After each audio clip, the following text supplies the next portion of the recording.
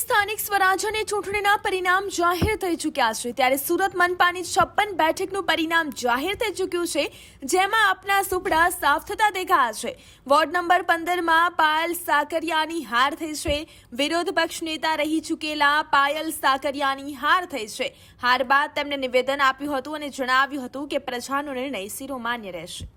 મહેનત થી અડધી રાતે પણ જ્યારે પૂર્ણા વિસ્તારના લોકોને જરૂર પડે ત્યારે ઊભા ખડા પગે રહે એવી વિનંતી સાથે અને જે લોકો એમને મત આપ્યા છે એમનો ખૂબ ખૂબ આભાર માનું છું। વાત કરીએ તો જાહેર સભામાં જે રીતે પ્રજા સ્થિતિ અને પરિણામ આવ્યું કઈ રીતે? વાત સાચી છે, પણ ક્યાંક ને ક્યાંક જે સમર્થકો હતા એના ચૂંટણી કાર્ડ ના હતા અથવા તો ક્યાંક ને ક્યાંક મેનેજમેન્ટનો અભાવ અથવા તો અમારી ક્યાંક ને ક્યાંક મહેનતની કચાશ રહી ગઈ હોય એવું માની શકાય। પણ અમે મેદાન છોડીને ભાગ્યા નથી। અમે તમામ લોકો મેદાનની અંદર ખૂબ મજબૂતાઈથી લડ્યા છીએ અને હજી પણ જે અમારી કચાશ રહી ગઈ છે એ ચેક કરીને ફરી મજબૂતાઈથી હજી લડીશું। જય હિન્દ।